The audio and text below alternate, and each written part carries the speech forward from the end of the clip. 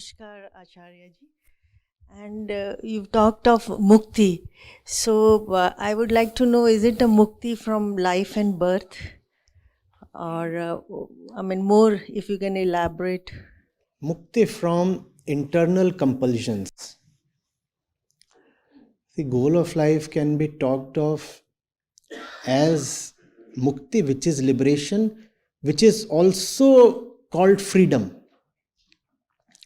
So if freedom is the goal of life, surely we are presupposing bondage, right? Without bondage, there can be no question of freedom, liberation, mukti. So that's what the freedom is from. All kinds of compulsions. Yeah, but that is again a superficial way of mukti. The deeper level, as you say, or where we read, that mukti from to be desireless, to be detached, and finally, like in it's mentioned in the scriptures. I mean, like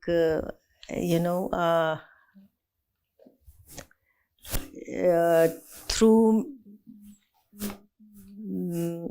how to express it.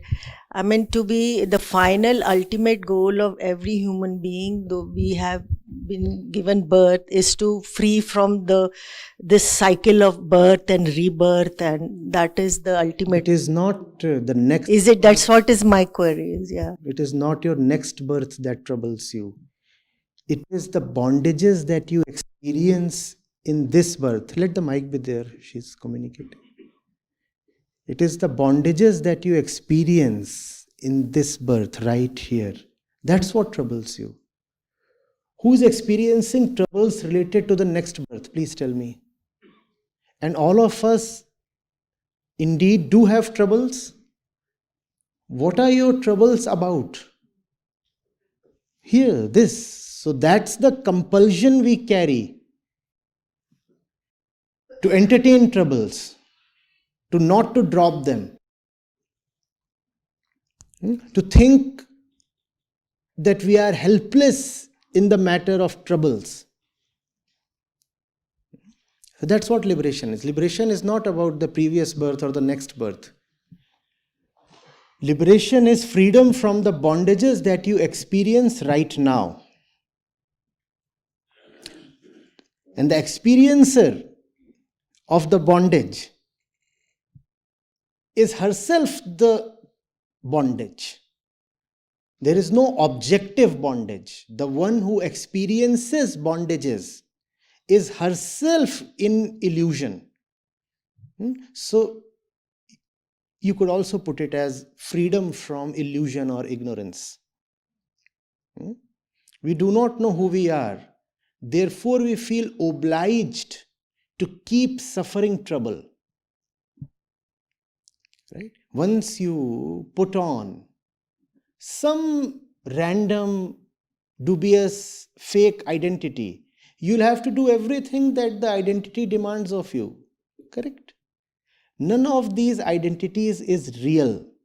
And therefore, the compulsions attached to those identities are not obligatory. That's liberation.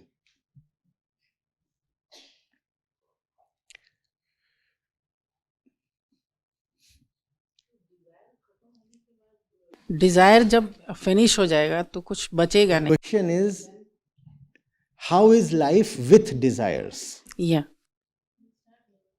No, wait. You're asking how would be life without desires? That's too much of speculation. Shouldn't the question be, how is life with desires? How is life with desires? And when you see that, then you say, whatsoever is the alternative is acceptable. Anything but this. Also, a state of desirousness is a state of ignorance. We do not know who we are, therefore we desire for the wrong entity. See, our desires never fulfill us. What does that mean? That means our desires are for somebody else, metaphorically put. You're doing something that does not fulfill you, so surely the fruits of your action are benefiting somebody else. They are not benefiting you. So you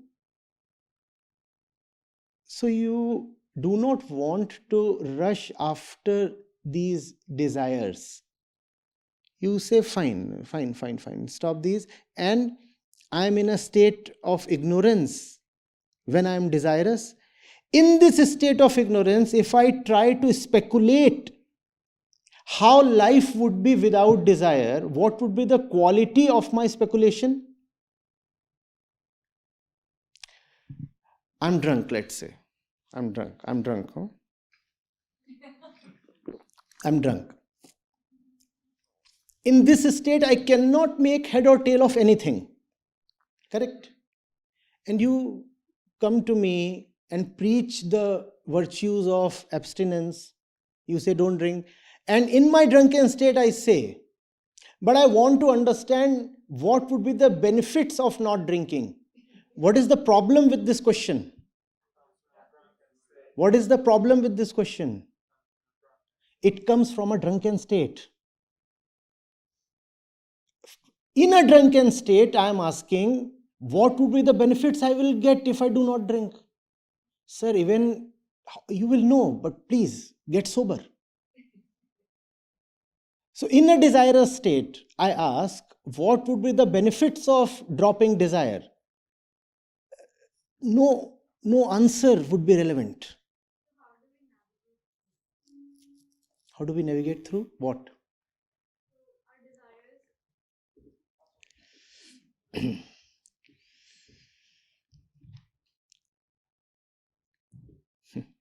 Okay, so basically, I'll expand it on your example. I'm drunk, and instead of asking, what are the benefits of not drinking, I'm asking, how do I navigate it? Like, how do I? You just stumbled. Look at your knee. That's how you navigate. You're drunk. So what happens to you? What happens to you when you're drunk? You're not walking straight. Yeah. And then you? Fall, And you? fall. And you bleed. Yeah. Yeah. Look at your knee. That's how you navigate. Look at your pain. Acknowledge your suffering. So, like, suffering is, like you said, fulfilling life. So, but suffering is fulfilling. Acknowledge. Don't inflict. Acknowledge. Okay. There is a difference between creating suffering and acknowledging that you are already suffering. And that's hard, right? And that's the reason most people prefer to rather live false lives. Because if they acknowledge their real state, it pains. It's like being out of sedation. When you are sedated, you don't feel pain, right? Or when you are anesthetized, you don't feel pain. So people choose to remain on sedation, on tranquilizers, on such things. So, if I acknowledge the pain, what do I do then? Then there is a natural thing within you that seeks joy and will drop pain. We are not born to live in pain. Our nature is joy. And that's the reason why we all rush towards that poor proxy called happiness. Because happiness, to an extent, seems like joy. In both joy and happiness, there is an absence of sorrow. So we rush towards happiness because it appears a bit like joy, though happiness is not at all joy. Happiness is just a shady cousin of sorrow. But we rush towards it because it looks like joy. So your nature is joy. The moment you acknowledge pain, you'll find yourself dropping it. Okay, understood. And in that lies your freedom. In that lies the power of choice. You can drop your pain. And pain is not compulsory. You are not mandated to live a life of suffering. If you suffer, that's a choice you have inflicted on yourself. And you can reverse that choice. Hmm? We all have the liberty, rather an internal obligation, to bring ourselves to a joyous state, a state of complete bloom. That's what we are born for, right? You look at a flower. How do you feel about a flower that remained a bud or got nipped in the bud or flowered but incompletely? You don't feel good, right? You want it to bloom fully. That's what is the purpose of life. Full bloom. And it's therefore quite tragic if we pass away without expressing ourselves, blooming fully, actually living, reaching your utmost potential, dropping your last bondages. Okay. I have another question. I'm really sorry about this, but It's okay, it's okay, yeah, it's it's okay. related to this. So, we were talking about desires and how it should, like, we should live without desires, and like, my desire can be like, I want to be the most excellent person, yeah, the best person in this field. So it is a desire, and it kind of contradicts it, because my life won't have any meaning without. No. Dropping desire is not the objective. When you are an unfulfilled person to begin with, how can you not have desire? The thing is to have a sane desire. I'm sick. My desire should be for a doctor, Okay. not a dancer, not a joker. So desire the right thing. Desire the right thing and have an intense desire for the right thing.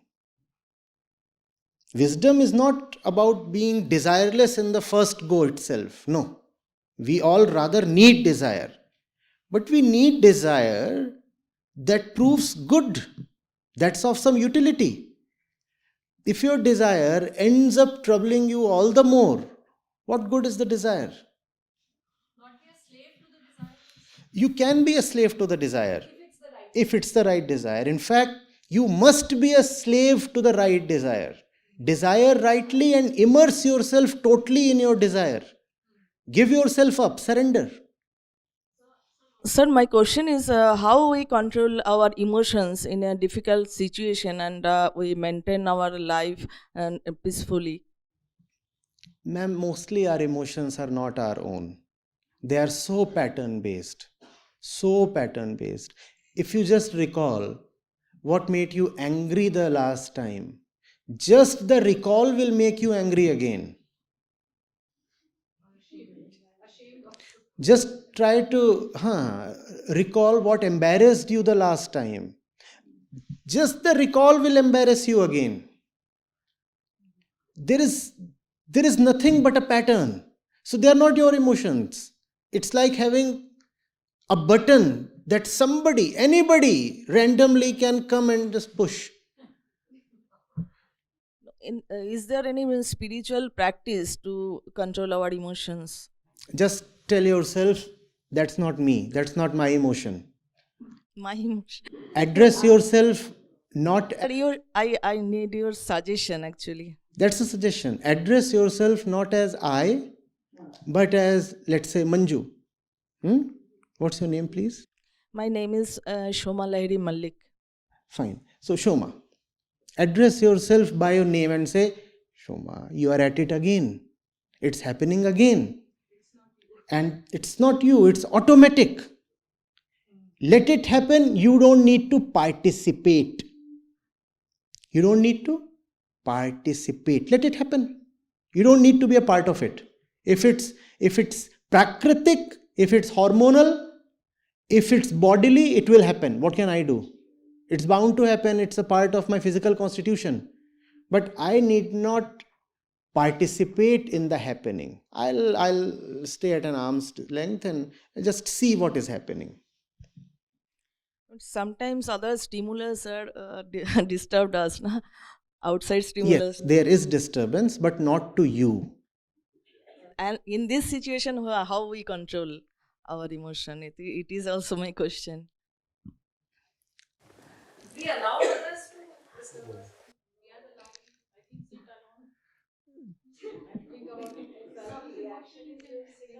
How can it be difficult to see that it's all so mechanical? There is a word that you despise. There's a word that you despise. Let's say, I abhor being called ugly. After the 10th time I am called ugly, I should become impervious to the word ugly. I should become totally non-reactive, indifferent. Because now I know what's happening. Okay, ugly, thank you. I mean, I have seen how the whole thing operates like an electric circuit. Right? There is the switch. Tuck, to. This is so obvious and so foolhardy. How long can I participate in this? So after a point, one just drops out and says, I don't see any point being a part of all this. In fact, if you want to play a game with yourself, predict yourself. Predict yourself. For example, you know somebody you are totally mad on is going to come to you, and you are already steaming hot. You're very angry. And now the doorbell rings, and you tell yourself, now you know what will happen. I'll open the gate and shout. Predict yourself. The more you see how predictable you are, the more you see how mechanical you are. Because only machines can be predicted. Only machines can be programmed. If you can predict your behavior, your reactions in advance, then you know that you are just a lump of chemicals, hormones, circuits. And that's not what consciousness is. Consciousness is supposed to be free, right? An electric circuit is not free. Chemical reactions are not free. Sodium and potassium cannot decide whether to react with water. They are constrained to react. Do you want to be just a chemical? A chemical that is obliged to act in certain ways? No, where is freedom then? Predict yourself. Predict yourself and then defy the prediction. So I was supposed to be angry. I didn't get angry. 1-0. Self 1, hormones 0. So keep the score. Hormonal imbalance works actually. So the hormones are imbalanced. I am not imbalanced. I'm not my body. So how can I be the hormones?